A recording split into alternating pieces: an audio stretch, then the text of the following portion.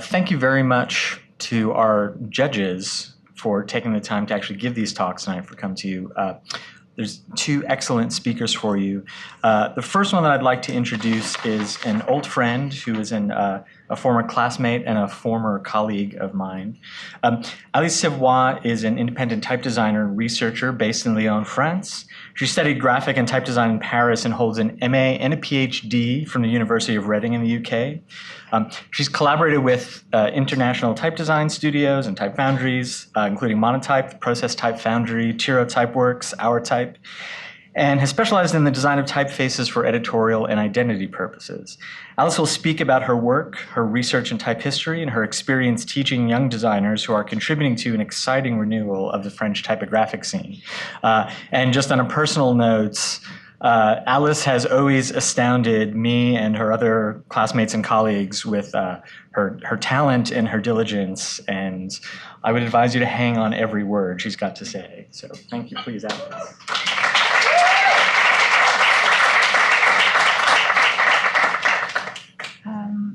I'm hoping this is going to work. Oh, there you go. Okay, Yep. Good evening, everyone. First of all, many thanks to the TDC for having me here tonight. Thank you to Dan and Carol for inviting me. I'm really honored to be here. As Dan asked me to tell you a bit about my work tonight, I wasn't really sure initially what would be the best way to approach this. But then I realized that it has now been 10 years since we met in Reading, and since I started being involved with the type industry. And I also realized that a lot of things had changed in that decade. In particular, a lot of exciting things have been happening in France, where I now live, where I'm back. And French Type also happens to be the name of my business. So I thought that this talk might be a good opportunity to travel back to the future, so to say, and tell you a bit about what has been going on there. That was just to say what Dan already said, so I'm not going to go back to it. I just want to say that I'm teaching and researching. I'm involved with 3 educational institutions in France. I'll tell you a bit more about them later. And I'm based in Lyon, where I work independently. So I suppose it all started there. I see Dan having a little emotional reaction. So I decided to specialize in type design after my typography degree in Paris. At the time, there were very few options to specialize in type design, and none of them were in France. So that led me to move to the UK in 2006 to attend the MA Type Design in Reading. And as Dan said, that's where we met, and that's where also we were classmates with a great bunch of people who are still doing great things today in on the typographic scene. That's the typeface I designed. So when I was in Reading, so what I call my first proper typeface, it's called Capucine. I would say it's a sans serif with a brushy feel, and I think it reflects very much my learning process as I was trying to come up with what I was hoping to be a distinctive design. I relied on my own hand and on my handwriting to help me come up with the peculiarities of the design. And one of the ideas with Capucine was to have different feels depending on the styles and the weights. So you have the light weights tend to be a bit more delicate and flowy, while the bolder weights are a bit stronger and have a bit more personality. The other thing is that when you look at the typeface at this size, it looks quite brushy. But then when you look at it in smaller sizes, all these peculiarities tend to disappear. That's Capucine used by graphic designer Andre Mora for the listing magazine, for the listing section of the Seattle Met, and I was very excited when I saw him use it this way, because listing magazines were what I initially had in mind when designing the typeface. And in fact, when it's set small, it looks much more standard, much more regular than in the big sizes. It looks almost like a regular sans serif with just a subtle dynamic feel. It's also in Reading that I discovered how much I enjoyed designing Greek typefaces. I was encouraged to follow this path by Jerry Leonidas, who was the MA course director, who is Greek himself. So I still regularly design Greek counterparts for Latin typefaces today. And there is something about the rhythm of Greek and the challenge of considering it alongside the Latin that I really enjoy addressing. And in fact, for Capucine, it's the design of the Greek that influenced partly the design of the Latin.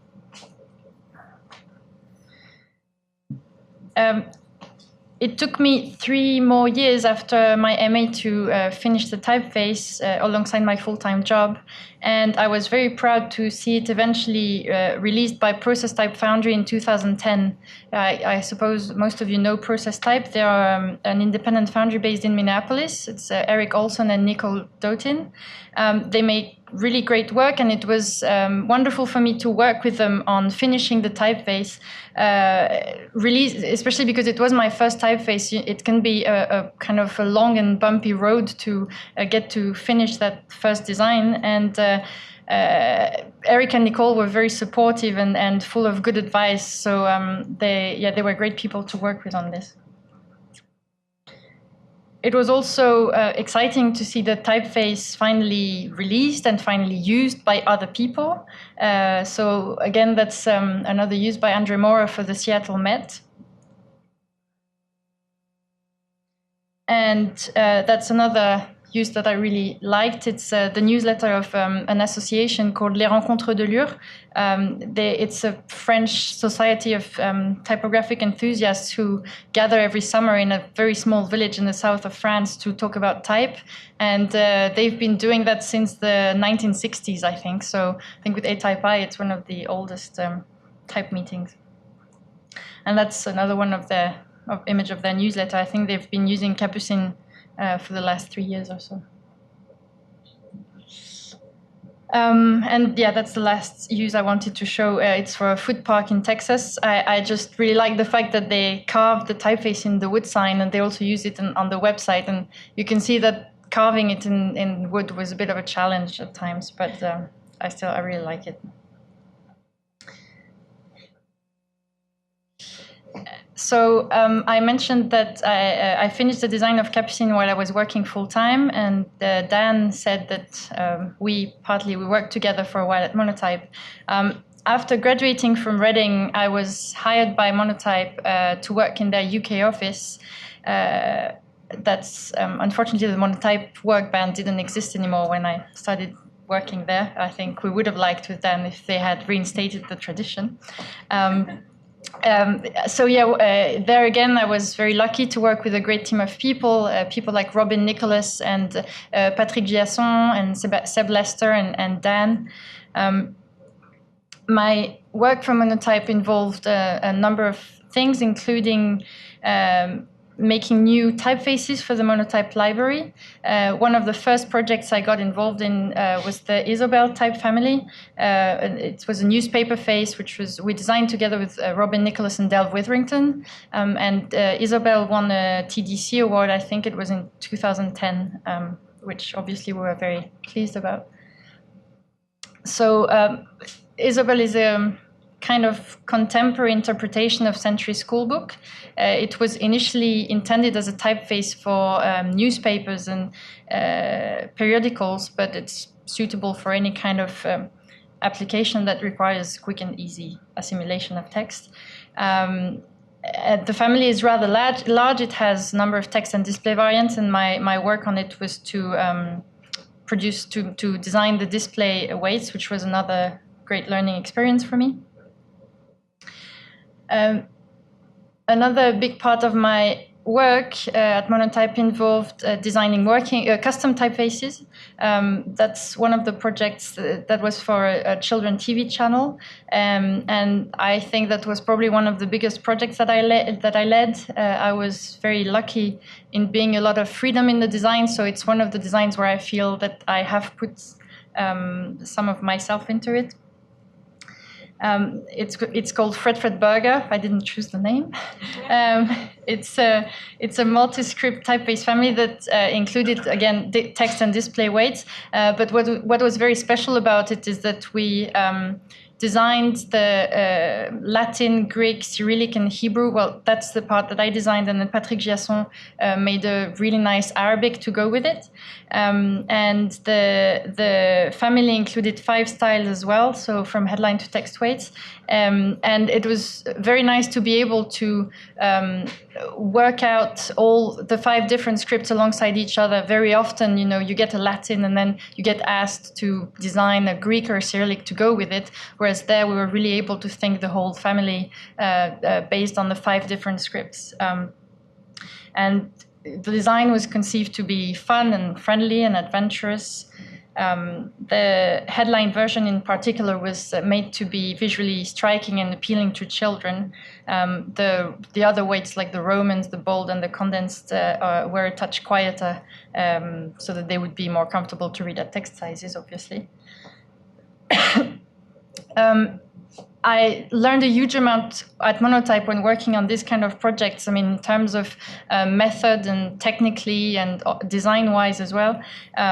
It was a time when I was actually very surprised that I got trusted to run my own projects quite early on, which helped me grow as a designer and taught me also to work as part of a team, which was something I didn't realize how much type design could be a teamwork, I think, before I started working there.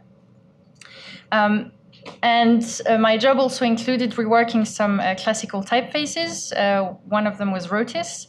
I'm not quite sure whether the world needed a new version of Rotis, but that's another subject.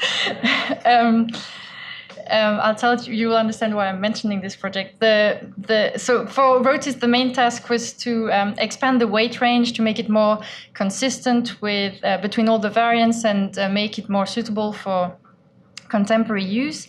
Also, I improved the number of things that hadn't converted very well in the OpenType format.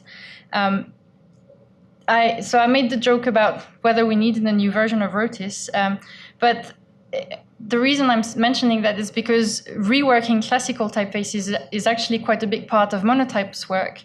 And when I started being involved in this kind of projects, it raised a lot of questions for me as to why were we doing this and how should I approach this kind of things. And that's how I started to get very interested in type history, I think, the technical side of type history. As I was asked to reassess some of these designs, I wondered, why do these typefaces look the way they do in their digital form? And how did they get converted from one technology to another? And why some typefaces look so much better in metal than in their digital shape, etc., etc. And so, yeah, that's how I got more seriously interested in type history, and I think in the issue of legacy more generally. So in order to work on these typefaces, I felt that I needed to gain a much deeper understanding of how the type industry had made the transition from one technology to another. And the Monotype archives, which were in our office at the time, were a big incentive for me to get more seriously involved in that side of type history. So when an opportunity arose in 2010 for me to start a PhD research on these questions, I kind of jumped on that opportunity. I went back to Reading University to complete a 3-year research on the making of typefaces for phototypesetting. That was the cover of my thesis. And just in a nutshell, what I did was that I investigated the impact of the transition from metal type to phototypesetting on typeface design. So for those who are not familiar with phototypesetting, we're roughly speaking of the period between, you see these kind of things started in the early 1950s up to the late 1970s when hot metal composition was superseded by photographic processes. And I was interested to know what kind of typographic challenges arose at that period for type designers and what kind of opportunities as well for designers and for foundries. I looked at a number of type manufacturers and manufacturers of typesetting machines to understand how they made the transition. It turned out to be a fascinating subject, which I'm still very interested in today, obviously. And it has enabled me to answer many of the questions I had on the influence of technological changes on the making of typefaces. This could be the subject of an entire talk, so I'll just leave it there for now. But if anyone is interested in talking about it or, I don't know, anything related to that, do talk to me after this or email me. Anyway. As another consequence of starting out my PhD, I left Monotype and I started working as an independent designer. That allowed me more flexibility while doing my research, and I have been working independently ever since, first in the UK, then I moved to Germany, and now I'm back in France. And so my work consists essentially in collaborating with type foundries and design agencies on various type design projects. I thought I would mention this one. I think it's one of the most interesting ones that has stayed with me the last few years. It's the Brill Typefaces, which I worked on with John Hudson from Tyro Typeworks. I thought I would mention it as well because the Brill Typefaces were awarded a Certificate of Excellence from the TDC in 2013. So Brill is an old and famous Dutch publishing house. They specialize in academic publications in various areas, especially in the humanities and social sciences. And they really wanted to have a text face that would cover the very wide range of characters that they needed for the very large diversity of texts that they produce. They have researchers and academics who work with them and who often need to use specific characters for a transcription of ancient text, for instance, or for phonetic transcription of text set in foreign languages. And there was always that risk that information would get lost on, when transferring a text from one person to another in the editorial chain, because either typefaces were not properly encoded or the design was too different from one typeface to another. So Brill needed a new typeface to be designed that could be used by all of its collaborators to guarantee the integrity of the texts that it aimed to publish. In terms of design, the typefaces are based on the transitional design, which is kind of reminiscent of Baskerville.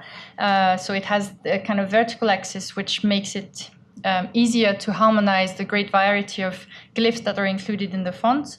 It's very well suited for editorial settings. And my contribution to this project was to design the bold and the bold italic more specifically.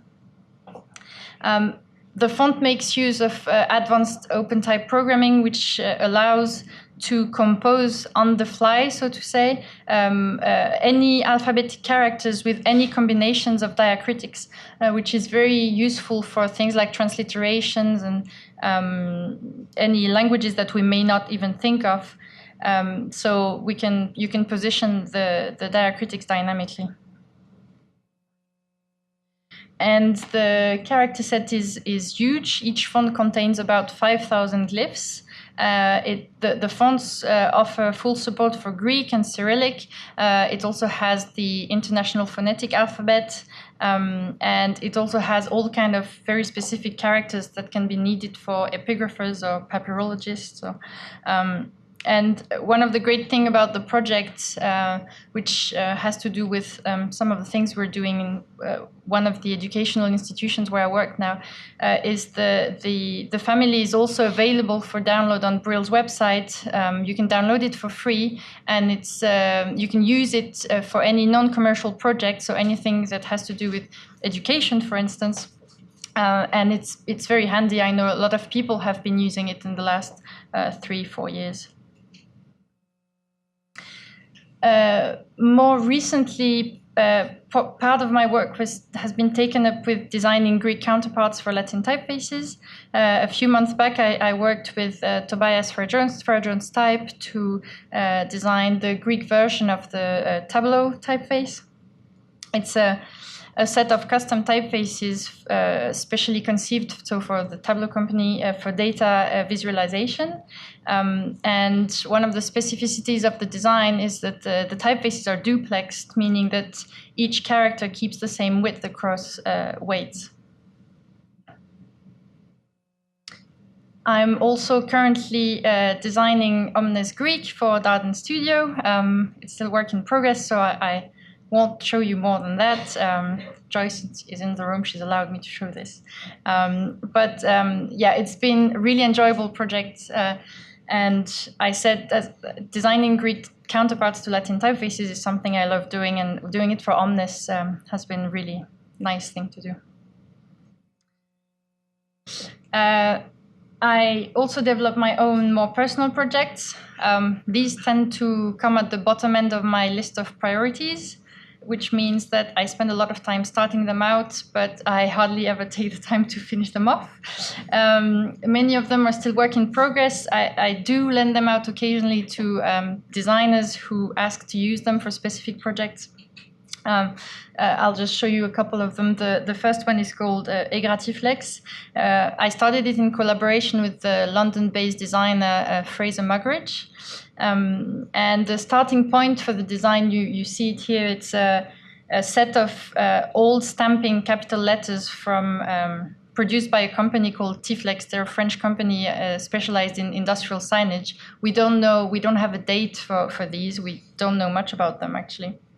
So I started, the caps really were the starting point for the project, and then I later designed a set of lowercase letters to go with the caps, which was more inspired by condensed sans serif types from the beginning of the 20th century. The typeface only exists in one weight so far, and I know that large superfamilies are the norm today, but I kind of also like it this way, and I enjoy being able to work on smaller scale projects occasionally. And that's Egra used in a Swedish magazine called A4 by Sandra Johnson. In a very different style, but in a similar approach, this typeface is called Paulette. It's a modern reinterpretation of a foundry face by the Fonderie Alain Guillaume, which was initially released at the beginning of the 20th century. And what I liked about this design is that I thought it encapsulated a lot of the charm of many French typefaces of that period. And I tried to catch that. I mean, what I showed earlier was the display cut, and there were a number of text variants as well. So this design is more inspired from the text variants. At the moment there is a regular and a bold, and I'm finishing the italics. Also, what I wanted to do was try to keep the darkness of the original metal typefaces. And that's the last one I'm going to show of my own projects. This is it's called Bogart. It's another contemporary tribute to French typographic history, I suppose. The basic version of the typeface is kind of a solid text face based on, it's more like a sort of transitional design. But what I've been trying to do is the typeface contains a number of stylistic sets which are all reminiscent of different periods of French typographic history. So here you have a number of things that inspired me, some letter forms that you find in the Jansen and Garamond and late 19th, early 20th century, things like Auriol and Grasset. Are things we don't know as well, like the type boudoir, for instance, which are really beautiful but are not very well known. And so there is a common base to the typeface, which is closer in style to more like a traditional typeface. And then there are some kind of playful references to other historical periods. So like as I said, something like the A and the E, which are more like Garamond and Jansen style, and this one is more the kind of 19th, early 20th century French typefaces, like late 19th, early 20th century. And that's kind of turned out to me as an experiment to understand how the color of the text can get modified quite dramatically by changing just the design of a few letters. So I'm still trying to see where I'm closing this and deciding on how many stylistic sets I want to have. But I guess what comes out of all these projects is that many of them are often triggered by historical sources, and even though my idea is to make typefaces for contemporary use, there is still a huge pool of inspiration and of research to be drawn from French typographic history, and in fact there is still a huge amount that remains to be done on the whole kind of 18th, 19th, 20th century French type foundries. I have been carrying on with my interest in historical research in parallel to my type design work. And since I'm now back in France, I've been able to focus a bit more on this side of my work. Type history is still, as a discipline, it's still very much underdeveloped in France. There has been, in the last few years, some exciting prospects and institutions that start supporting and trying to make it make room for it in art school, so that we can start figuring out what research could be in that discipline. So we really feel that we're at a key period where there is a growing enthusiasm and there is growing demand, and I think it's an exciting time to be there. As I mentioned, over the last 3 years, I've been involved with three academic institutions. I'll just mention two tonight, where we've been trying to develop two different kinds of approaches to research in type design and type history. The first one is the School of Art and Design in Amiens, in the north of France. We currently work with Sébastien Morlighem and Dorine Sauzet on the study of the work of French type designer Ladislas Mandel. Mandel was a major figure of the French typographic scene. He died in 2006. But he's very little known outside of our country. He was a designer, a teacher, a writer, and he was very influential. Actually, I think Jean-François Porchet's Typo Fonderie released a typeface yesterday, and he mentions Mandel as one of the influences. So Mandel was specialized in the design of typefaces for telephone directories for quite a big part of his life, and he conceived several very interesting typefaces for many countries in Europe, for the US as well, with a project called with a typeface called Colorado with Richard Southall. And Mandel developed very interesting design processes, because it was at the time where the transition from with phototypesetting and then early digital type was underway, and so he had to constantly adapt his design process. He also developed some very interesting and quite controversial theories on the cultural impact of reading and apprehending letter form. So we are currently working on these archives, which are held at the Printing Museum in Lyon. The archives contain many of his original drawings, some of his writings, and the classes he taught. And we gave a talk about this at ATypi in Warsaw last September, and the talk is online. So if anyone would like to know more about his work and about this research, you can find more information there. We also try in Amiens. We also try to mix our research interests with our teaching methodology. The school now hosts a postgraduate course specialized in typeface design, and we have been developing projects that enable us to connect our research interests with the project that we teach to our students. So, for example, in the last year, we were very lucky to access the archives of Jacquenot, who is a French type and graphic designer. He's famous in particular for having designed the Gauloise cigarette packet. But he did a lot of work, in particular with theaters, from the 1930s up to the 1980s. And so his archives are quite amazing in that respect. He also designed a few typefaces for the French foundries de Bernier and Peignot. So Jacquenot's professional archives are held by his adoptive son. They're private. Very few people have had access to them so far, but we were very lucky in that we were able to take our students to the archives, and they were able to study some of his type design drawings. The students were then able to design their own typefaces, which were kind of tributes to the work of Jacquenot. We also curated an exhibition that showed Jacquenot's original designs, his archives, alongside the designs of the students. So these are a few pictures of the exhibition. The text in red are quotes of the words of Jacquenot, which are set with the students' typefaces, and they're shown alongside the material that inspired them to design their typeface. So, for example, this one says « Donner une intonation au texte comme le ferait un diseur », meaning he was comparing the fact of choosing a typeface to giving a tone to the text as a storyteller would do. That's a quote on the process of reading and legibility.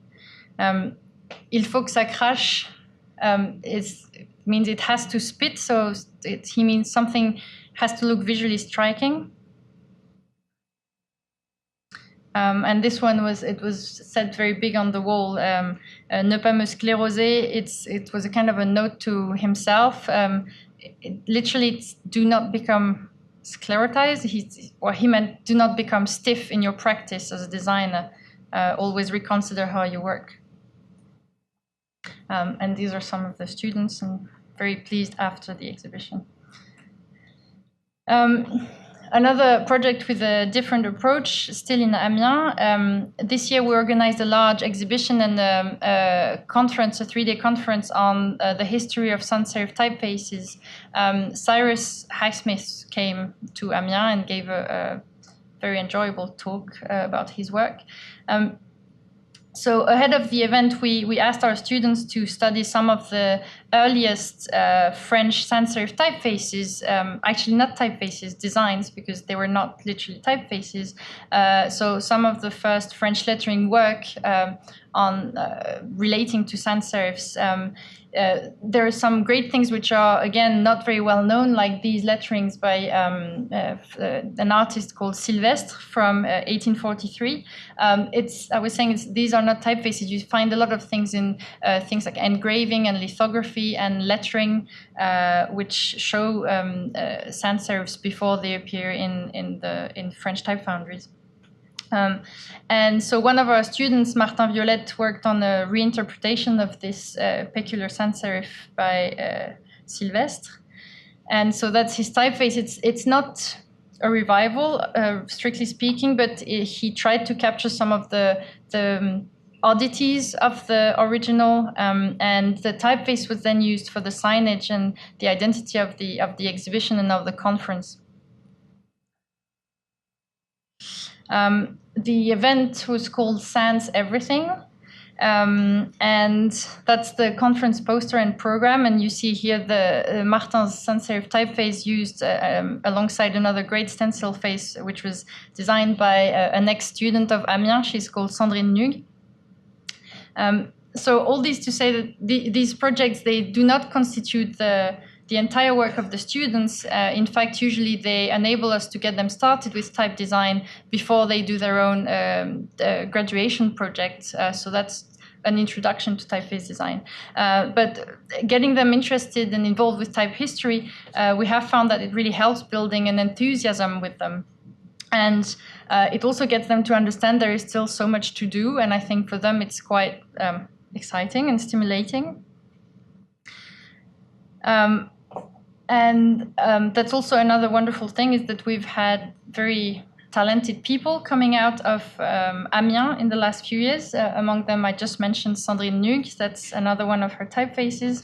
It's called Infini. You may have seen it around. It was commissioned by the French Ministry of Culture, and it was picked by Paul Barnes as his favorite typeface from last year for the Typographic list of best typefaces.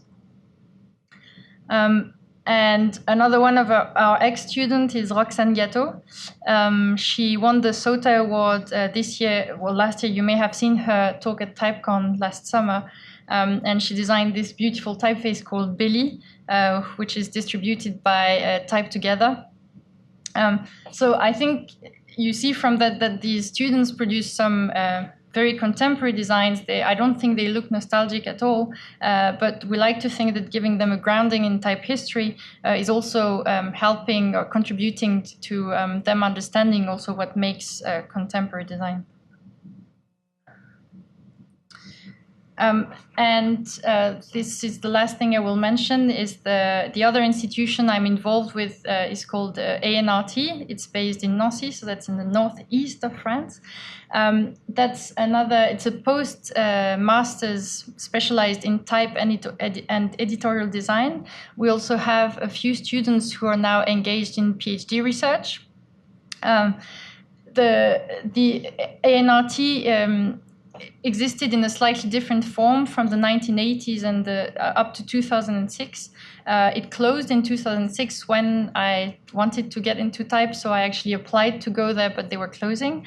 They reopened in 2013 with an entirely new project and a new building, and I have been teaching there since 2013, which has been very enjoyable.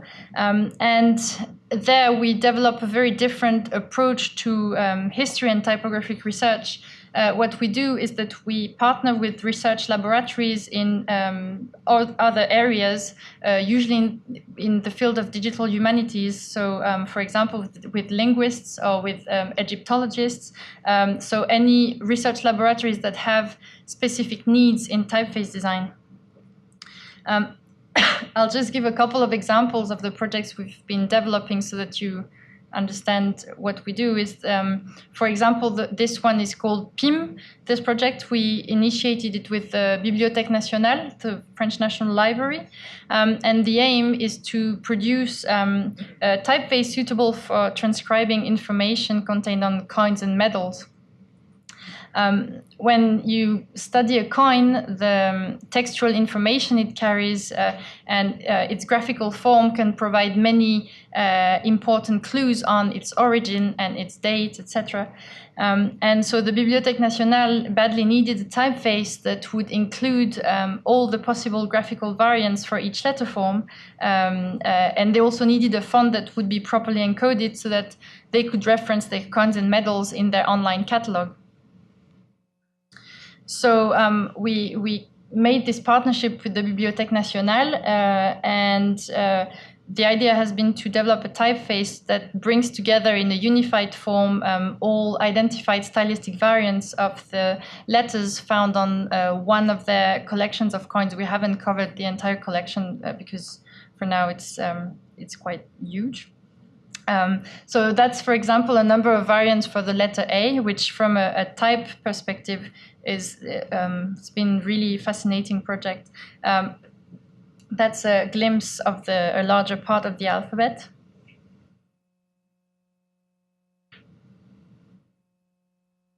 And we have built other partnerships like this with.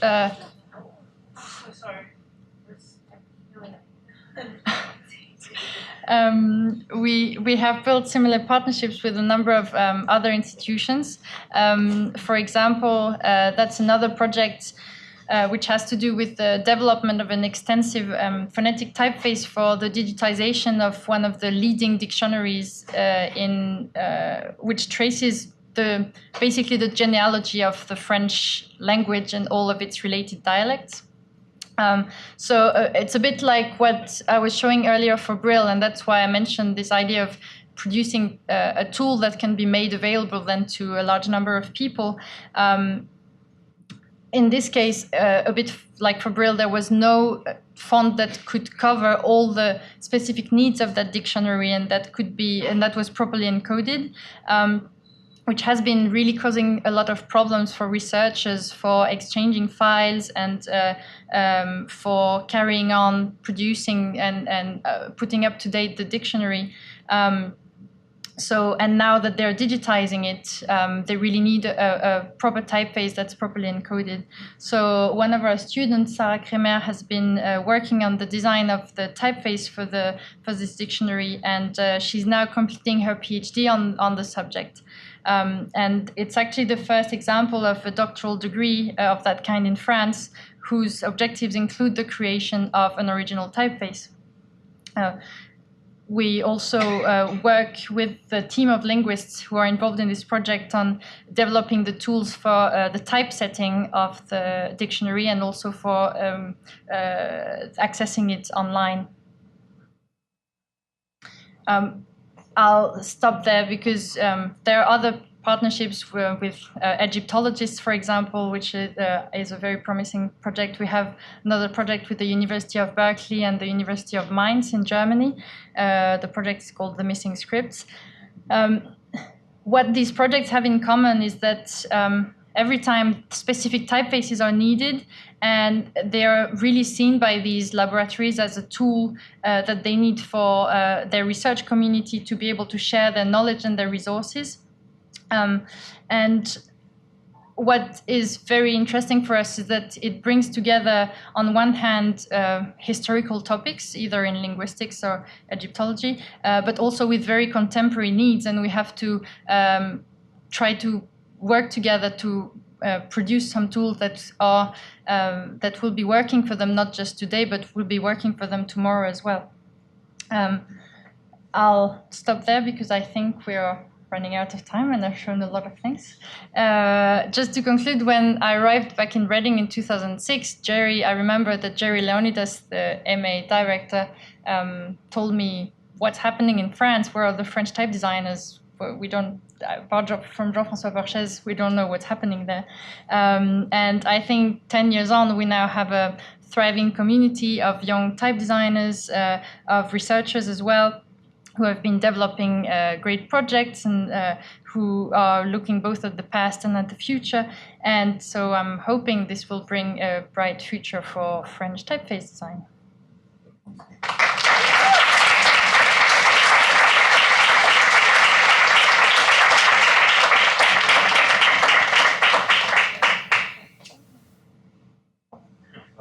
I don't know what's happening next.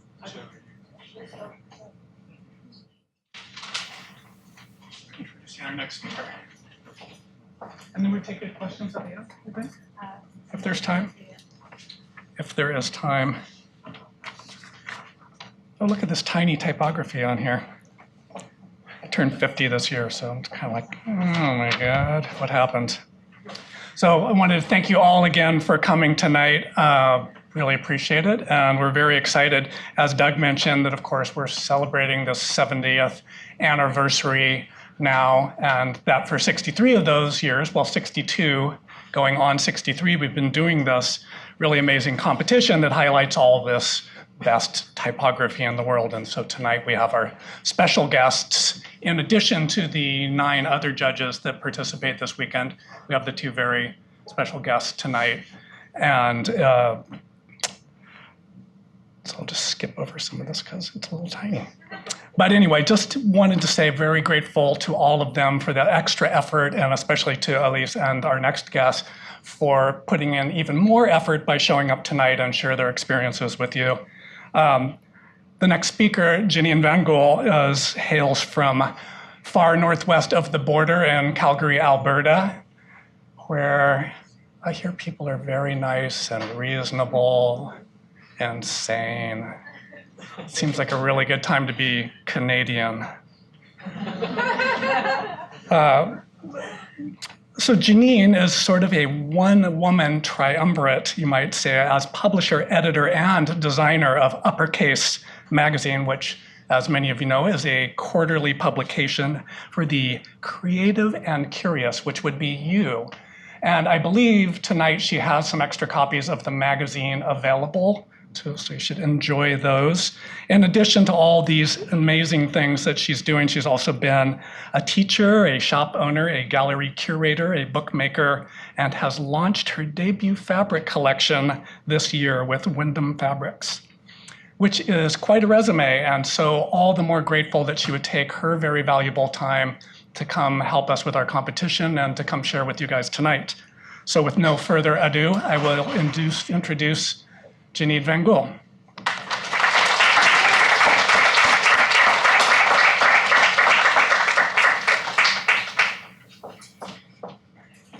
Hello.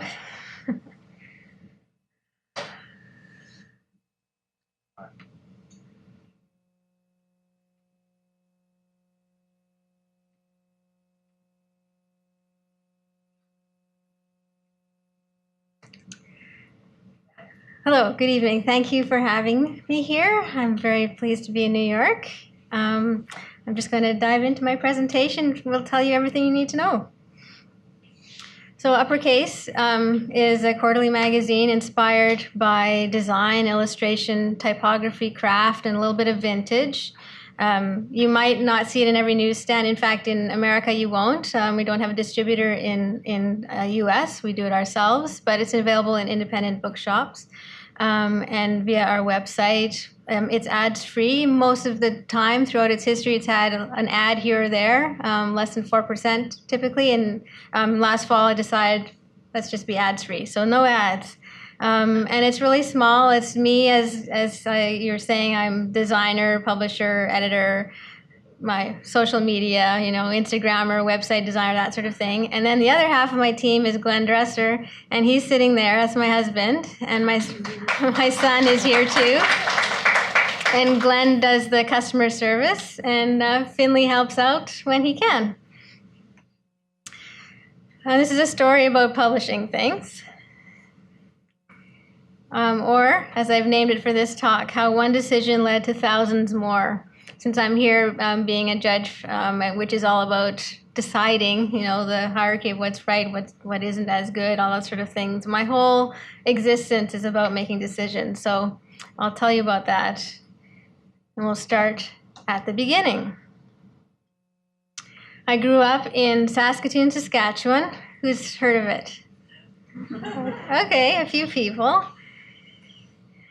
It's in the middle of Canada. There's no coastlines or palm trees or any physical landmarks other than the stark prairie. There's a saying there that you can watch your dog run away for 3 days. It's just flat. And so when I was growing up there, I was like wondering, what image can I show you? So I Google searched Saskatoon and the year 1980. And this is what showed up first of the Google search ranks. And that's pretty accurate. That's my childhood right there. I loved books and paper and crayons and school supplies. Those are all the things that I loved when I was a kid. Here's my crayons. And my earliest memories were of doing craft-like things, like melting bits of crayons in a pill bottle and seeing it all form into a really beautiful necklace, or finger painting. Or in kindergarten, I remember making my very first book, which was full of different tactile things that the teacher had us collect, like flocked wallpaper from the 1980s and feathers and cotton balls, and all sorts of things that we would put into one book. And that was, I don't know, just really was impactful for me in my early years. That's me at age 5. And I was a very small publisher back then. As soon as I could read and write, I was making books. At family gatherings like Christmas and birthdays, I'd force my family members to sign out the books that I made, and they were in my little portable library.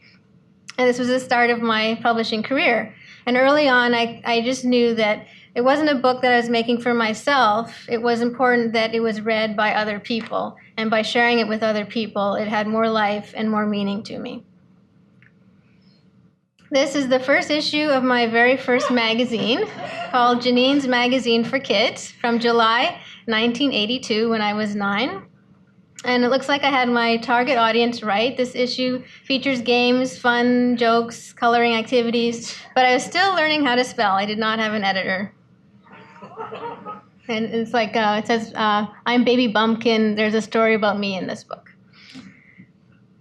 And here's a storybook illustrated with pencil and ballpoint pen, and those office supplies that I really liked. And my parents would bring home discarded papers from their workplaces. My mom was an executive secretary and my dad was a draftsman. So they always had really neat papers where they would just bring home things at the office. I don't know if the office even knew that they were bringing them home, but one side would have whatever that my parents had been working on that day, and the blank side was for us to play with.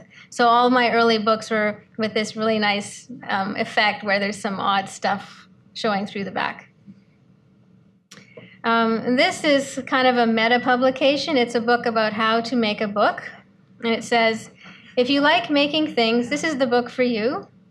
I was also conscious of how books were branded and could be part of a series. So this one's called An Orange Book. And I don't know if I actually made a whole bunch in that series, but I was conscious of the idea that there were a series of books. And I would take out little golden books and nature books that were in a series. And I wasn't so much interested in the topics, but just collecting that series of books that I could have them in my collection. It was very important to me.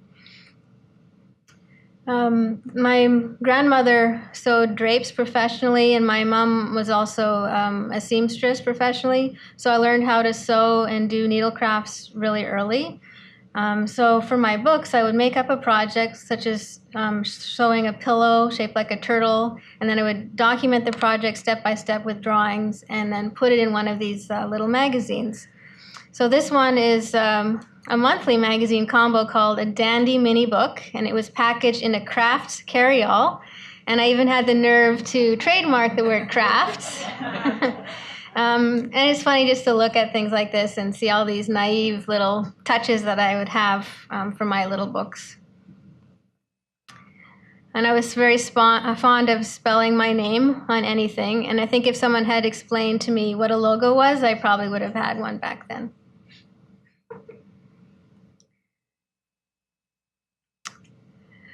So having been the high school yearbook editor, I had a real interest in art and drawing, and in about grade 10 or so, I asked my parents for a subscription to Communication Arts magazine, which I had discovered in the public library in Saskatoon. And they very generously bought me a subscription, which is a hefty subscription. And so it was by reading that magazine that I came to know about graphic design as a career option. And the graphic design wasn't necessarily a topic in high school, but there was a graphic arts program where I learned how to do photography in the darkroom and use a process camera. And as a yearbook editor, the rudimentary ability of the computer at that time was just to print out a column of text, and then I would use a waxer and cut and paste and put together the yearbook that way. But I really was just in love with the idea of graphic design.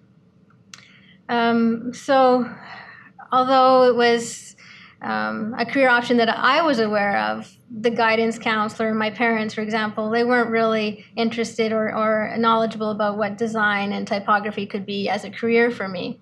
And as I mentioned, I was kind of a nerd, and I got high grades in math and sciences and such, and it was expected that I would go into engineering or education or something like that.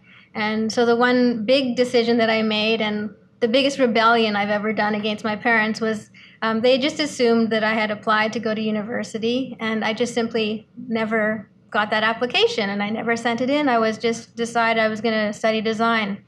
So when they found that out, the choice was for me to go to school from Saskatoon outward. My dad said, okay, well, we'll still support you, but you have to be within 1 day's drive of Saskatoon. So he put his thumb on the map and went like this and drew a radius. And so the only choice of where I could go really was Calgary. So that's how I ended up in Calgary to study at the Alberta College of Art and Design. It was just the Alberta College of Art at that time, and I went before it was a degree granting program, and they added the official design moniker after I'd left. But when I went to foundation year, I was really excited and eager, and it was just funny that my perception of what it was to be an artist and designer was defined by this moment when some really cool kids with big punky colored hair walked by my parents and I on the orientation of school and said, wow, there's some really weird people here. And they were meaning us because I was so straight-laced. But it was really great to leave home at 18 and go to art college and learn about glass blowing and painting and ceramics and textiles, all sorts of great things.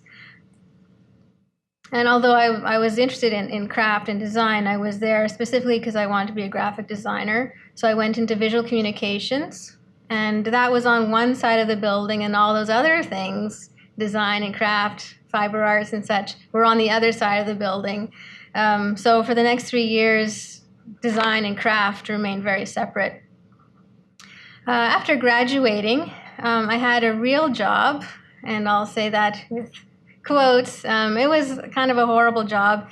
It was branding and signage for a Saddle Dome, which is, well, that's what it used to be called, but it's the sports arena in Calgary. So I was doing kind of architectural renderings of how far to the right and up the women's washroom sign was from the bathroom. And if you can imagine all the rows of seatings in a stadium, someone had to do the grunt work, and that was me.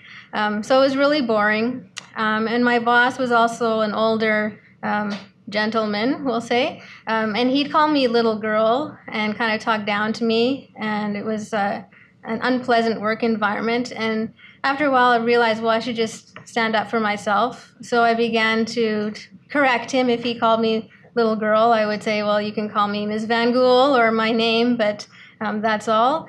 And then every time I corrected him, he'd actually give me a raise. For whatever reasons he might have had, I guess he was getting a little scared. So he would kind of revert back to his behavior, and I would put him in his place, and I would get another raise. And within 9 months, I had doubled my salary. But you can imagine how miserable those 9 months were. And then when I found out how much he was billing my time out towards the clients, then I just, okay, I can't work here anymore. So I quit to take on some freelance job work, and then I've never had a real job at work for anyone else after that.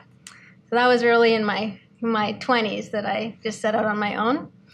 And so I'm really grateful to that horrible boss because I learned how to have my own self-confidence and my own self-worth, and it led me to start freelancing really early on. And I got acclimatized to not having a steady paycheck and being risk tolerant when it came to my own personal budget and such. So it was actually really exhilarating. And Calgary was a good city for this because there were clients there who were willing to take me on as just a really new person in design, a young female solo entrepreneur designer. So I had some really great clients like Calgary Opera and the local theater companies and arts festivals, and really got to do pretty much everything on my design wish list except for packaging, which wasn't something that we could do there, and a little bit of event design or motion graphics. But pretty much I got to experiment with every aspect of design that I ever wanted to try. But even so, after about a dozen years, I was getting a bit bored doing the same thing year after year. Even if it was an artistic festival, the level of creativity required in Calgary was at a certain aesthetic, and I wasn't feeling like I was growing very much. I was doing competent work, but I wasn't feeling very inspired. So I was just asking, what did I have to offer, and what was my point of view? What could I do? So I took an odd turn. I became a shopkeeper. In 2005, there was a building in downtown Calgary that was turned into a commercial art space for galleries, artists, and creative businesses. And I decided to move my design business out of the room off my kitchen into this public space. And part of the mandate there was that you had to have a public component to whatever creative business you were doing. So I had my design in the back, my design business in the back for freelance, and that continued. And then in the front, I had a gallery for design and commercial art and illustration type shows, and a nice big bookcase of books from other publishers. And then I also made greeting cards and other products to kind of stock my own shelves. And it was called Uppercase Gallery Books and Paper Goods. And the term uppercase was because I wanted something typographic, and this studio was on the upper floor of this Art Central space.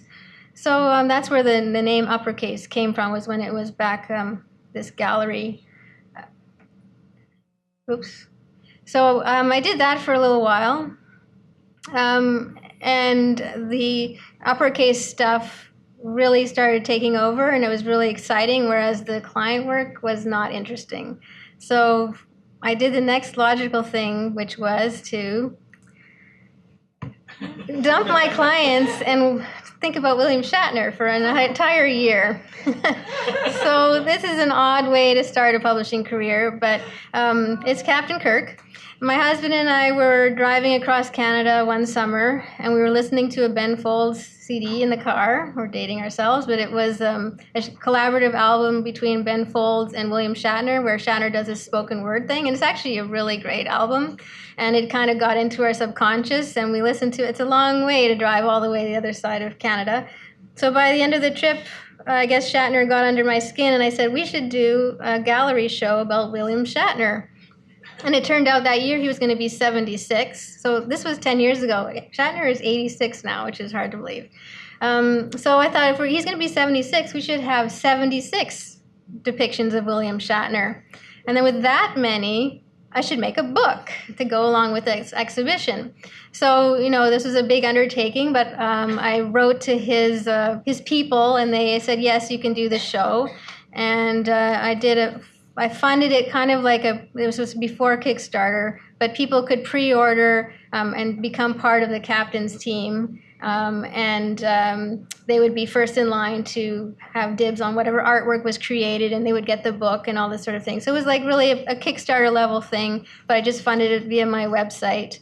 And then we had a nice big show in the gallery, and it was a hit, and the book broke even, and the national press came, and we were on TV, and it kind of gave Uppercase Gallery a little bit of momentum. And plus I had worked with 76 different illustrators to put this show together and created a book and had it printed and everything. So I really kind of learned a lot in that 1 year about thinking about William Shatner. So these are some other books that I published after that, and much more in my general wheelhouse of things that I enjoy. Old School was an exhibition inspired by the aesthetics of 20th century education. And for that one, I had collected some ephemera, like old school papers and flashcards and things like that. And I packed them up into envelopes and then sent them out to various illustrators who decided to incorporate them into their work. And then they shipped the work to me, and I photographed it and had a show, turned the gallery into a little classroom, and then had this book to go with it. Gen 11 was a small booklet accompanying a touring exhibition of 11 artists named Jennifer. Work Life is a directory of illustration in which this one was funded with participants who would pay a fee to be part of it, and then it was promoted back towards art directors and art buyers. And that was a really successful way to fund a book, so I've done 3 of those. And then the Suitcase series, Camilla Engman, was a monograph about a Swedish illustrator. And I called that one the Suitcase series so that my family and I could travel to a location and meet that artist and kind of immerse ourselves into their world and then create a book out of it. So my work was my life, and my life was my work. And I realized that I was still a small publisher. After years of doing all these different things, I was finally following my childhood passion of making books. And so what I had learned was that it takes courage to be curious and to follow one's interests and dreams. And each one of the books were undertaken with considerable financial risk, and they were paid for like a line of credit or some sort of method that I thought might work. It was always a bit of a cross my fingers and hope for the best. But all of them did fine. Some were even profitable. And I figured as long as I was able to continue with what I like doing, then that was my measure of success. So looking at the list of things that I was really enjoying and what I love, I thought there's something in these things that I love that other people might love too. And I had grown a bit of a readership on my online site, on my blog, through all these other kind of gallery activities and previous books. And looking at that and thinking about what I want to do as a designer, I decided to launch a magazine. And so this is Uppercase, and these are the first issues that I put out there. It's quarterly, and it really started was just based on a gut feeling that there are other people like me out there that are graphic designers or illustrators. But when you're a creative person, you have diverse interests. You might not only just want to look at a design magazine, you want to look at things that are outside of your general profession so that you can find inspiration in these other places. And since its launch in 2009, the readership has grown slowly and steadily. The first issue had a print run of 1,000 copies, and I kind of sold subscriptions and such leading up to its launch. And by the time it had launched, it had 400 subscribers. And by the end of the first year, it had about 1,000 subscribers, which was enough to sustain that first year. And then it's just been growing since then. And the current issue has about 5,400 subscribers and a print run of 12,000 copies. I had no idea, what I was getting into and how much work it was going to be. It's more than a full-time job, but I love it, so I continue. And as I mentioned, my family is here. Glenn is wonderful. He's been a stay-at-home dad in all these years, which is how I've been able to do all this work. And now our son Finley's in grade 1. And so early on, I think I had 6 issues out before Finley was born. So I can't even really comprehend doing the magazine without also being a mom. But the first year when Finley was around, this is what it felt like was baby magazine, baby magazine, baby magazine. And they were just both my babies round the clock. This was a book cover example I designed. It was an open call that I had for my readership to create, design a book cover as a self-portrait. So that this was mine at the time. So publisher, editor, designer equals infinite decisions. So being a publisher is about making business decisions, what book or magazine will reach an audience that can support it. Being an editor is about deciding what content should be presented, how and by whom.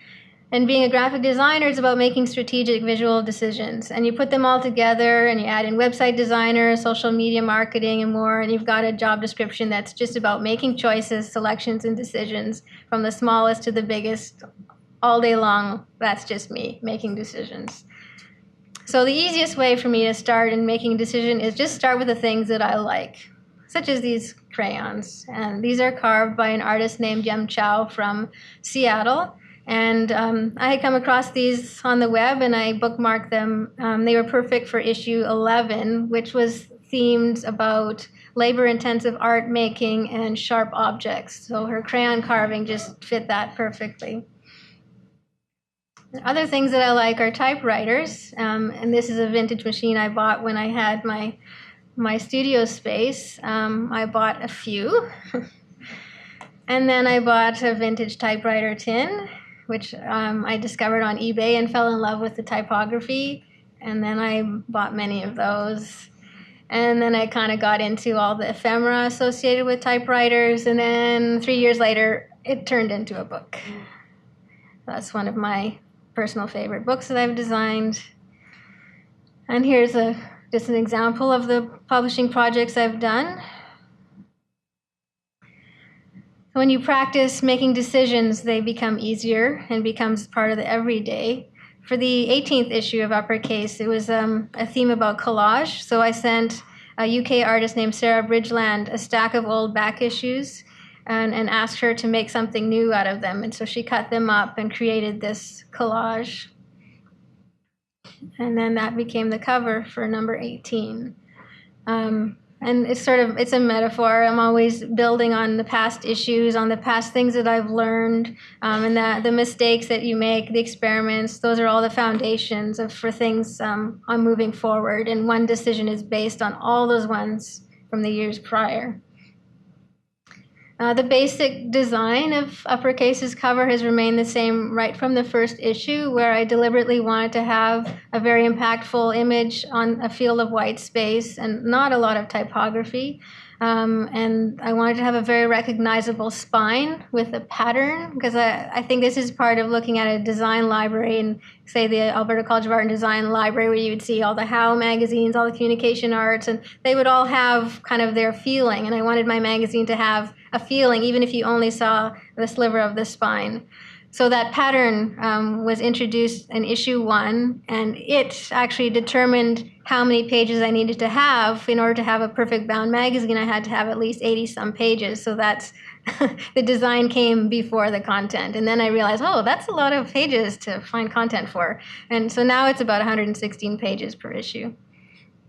And as was mentioned, those spine patterns have been turned into a line of fabric with Wyndham Fabrics. Wyndham is here, or Jersey City, actually, I think. And so this first collection is those spine patterns interpreted for quilt weight fabric. So this has been fun to have a professional excuse to dabble into quilting and sewing and such, where my interests are colliding. This is another example of that intersection between design and craft. It's the spine of a compendium of craft and creativity, which is books profiling about 60 different artists and craftspeople from around the world. And each book is wrapped with some yarn.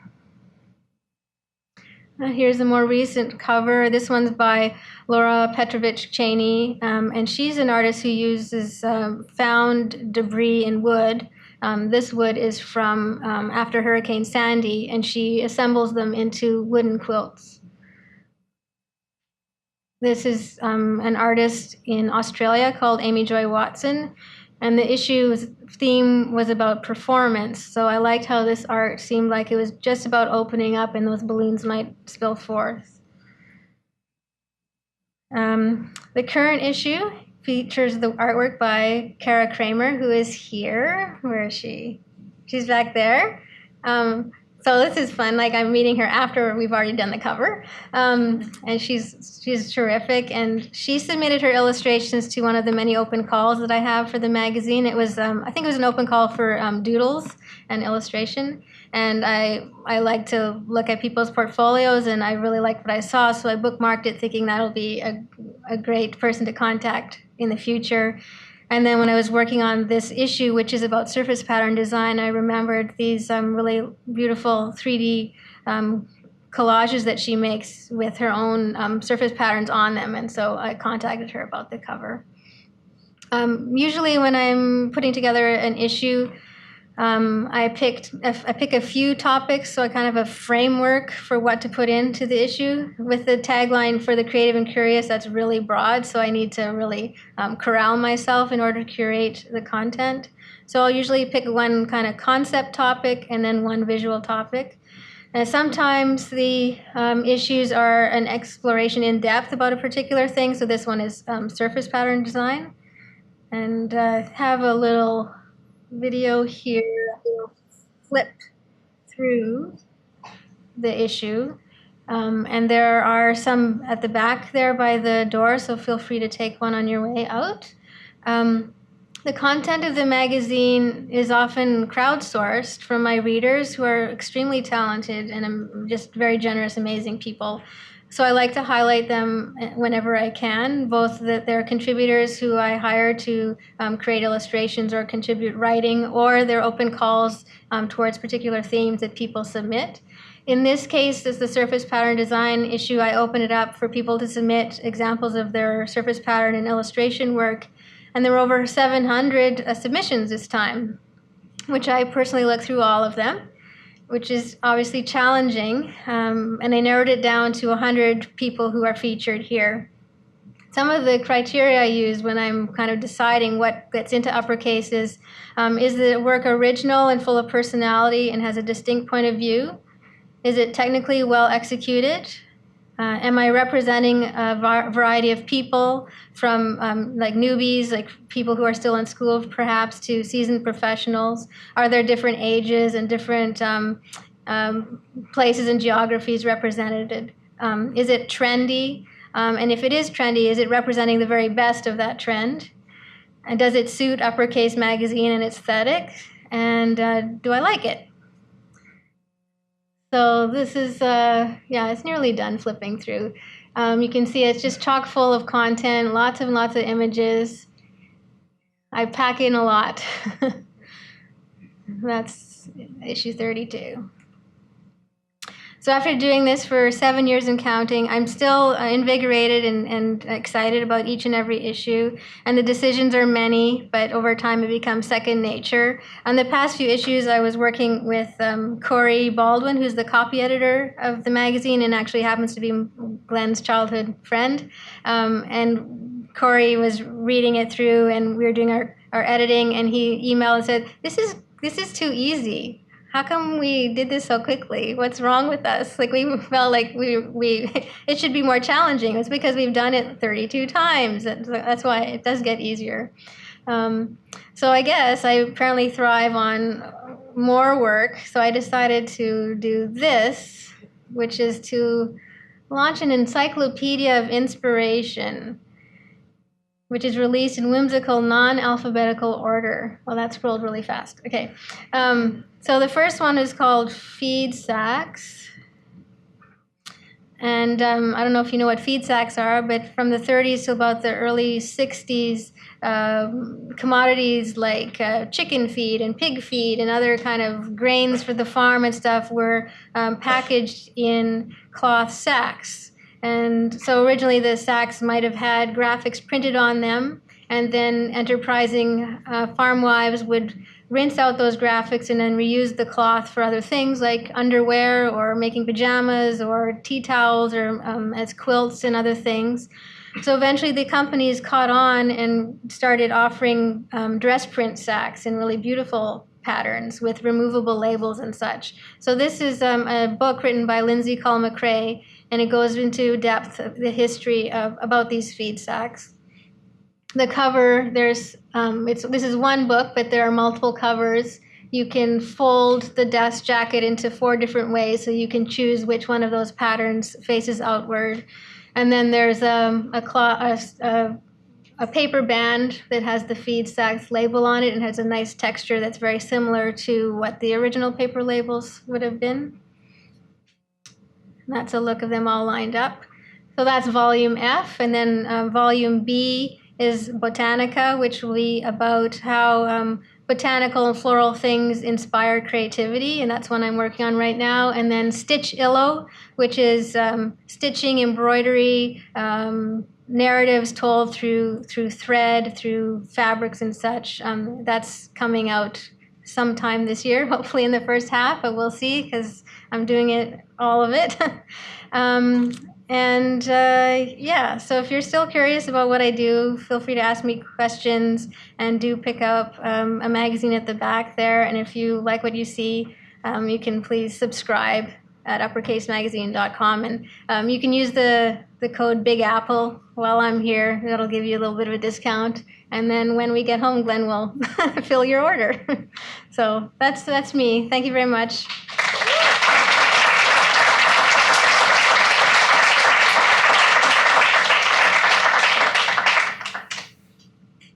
Any questions?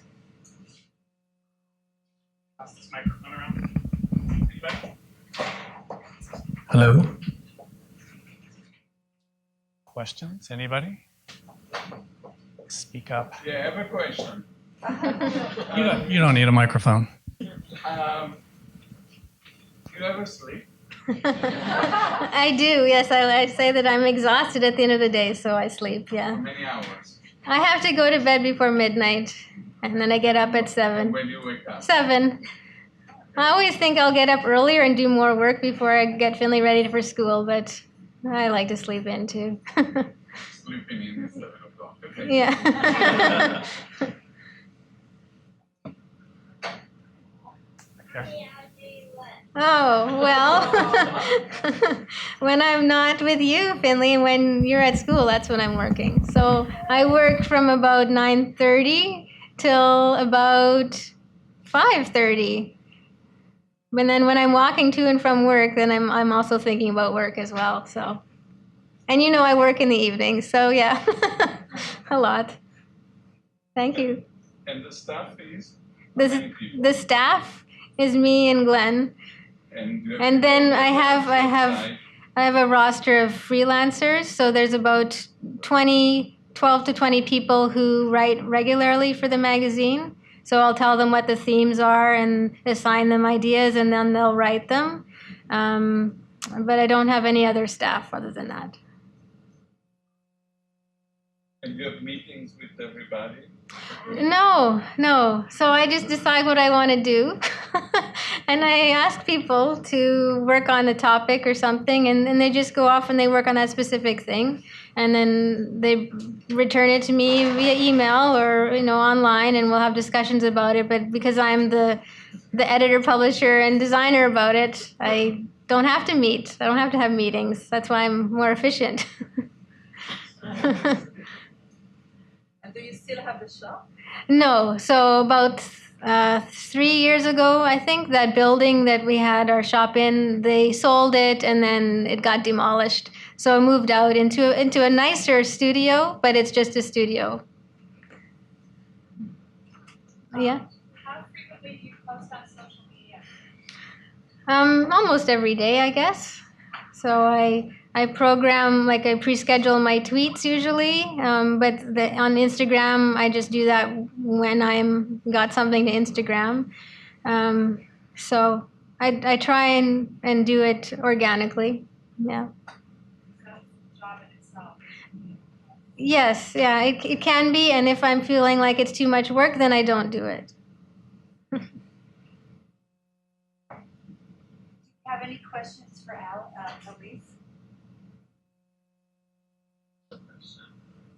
I was wondering about some of the like the dictionary typefaces or things with extensive glyph repertoires, and like, do you come across Unicode issues where, like, things that aren't supported? Do you use private use Unicodes, or how do you navigate that? We try to avoid using private use area as much as possible. So far, yeah, you can hear Microphone. So yeah, we try to not use the private use area as much as possible.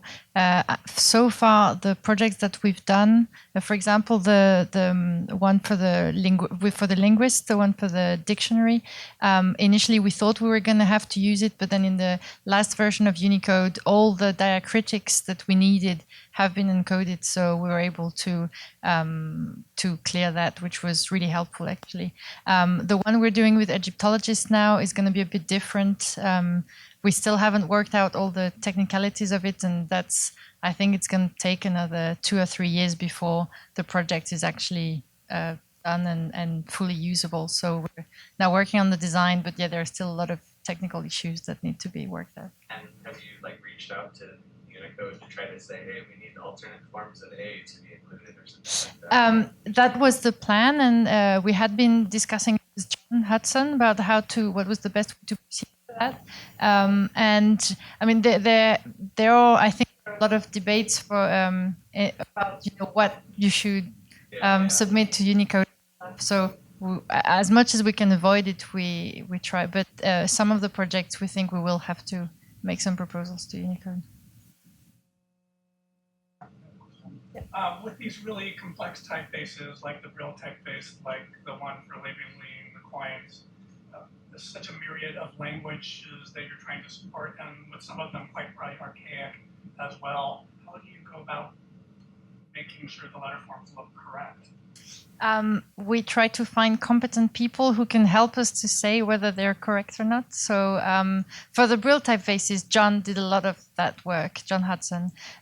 For the projects we do in Nancy, one of the great things about working with the researchers in other research labs is that they have the material that can help us determine what would be the most appropriate forms and how they are using it. And actually, we found that that's one of the most interesting part of the work is that sometimes they find it very hard to tell us what they need.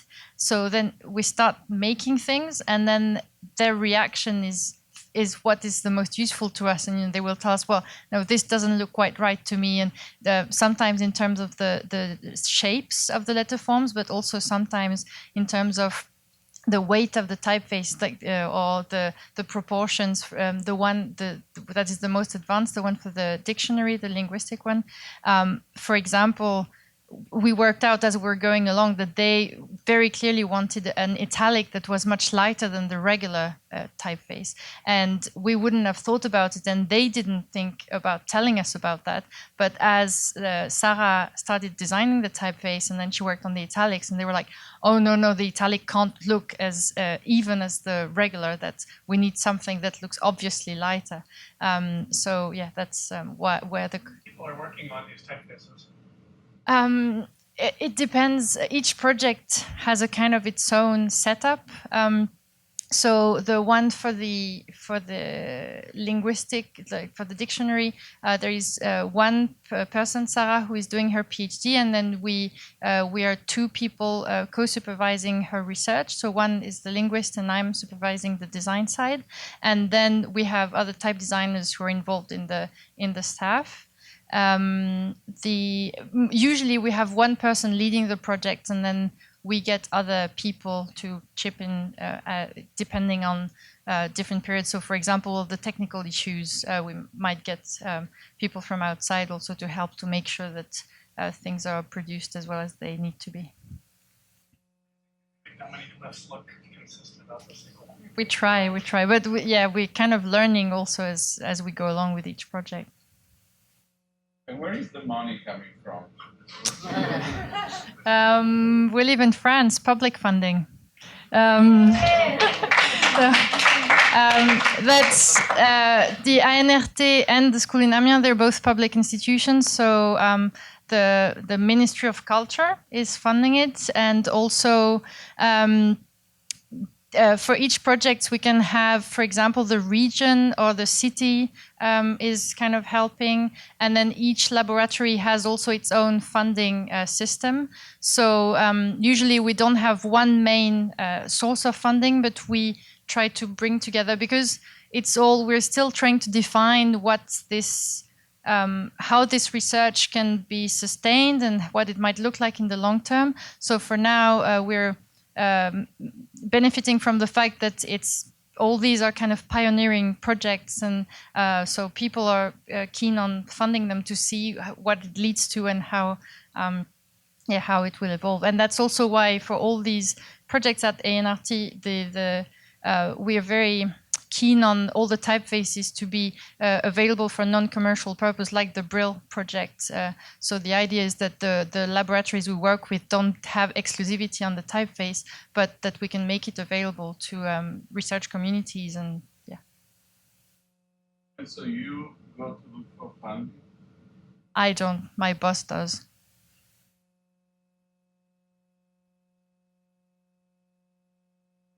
A question for Janine. I wondered if you just had any sort of general observations about typography after reading all these publications, but anything specific about type and publications that you might want to say? Well, I always keep my typographic decisions fairly narrow within my magazine, but then that's the part I miss about client work, is not having the chance to choose a typeface, for that particular project. So recently, since I was feeling a little deprived, I gave myself more typefaces to work with within the magazine. So I think 2 issues ago, I did a little subtle redesign and introduced a few more faces that I could play with. So I don't know if the readers even actually notice that, but it helps me to feel refreshed when I'm designing it. So I was looking at what was happening in other magazines to see what they're using. I kind of regret one of my choices because I see it being used a little too often elsewhere, so I might do a little tweak, but What typeface? well, it shall remain nameless. You can look at the magazine and decide. But I don't know. I'm always envious of magazines that have really beautiful, fine typography for small bits of little blurbs of text, like say like Esquire magazine or GQ at the front where there's like just little bits of text, and I don't know how they assemble all these people to write the little bits of text. Like I don't have time to assign that little stuff, so I don't get to do that. I wish I did, but that's kind of a thing that I notice in real magazine designs that I wish I could do more often, but I just don't have the manpower to do it.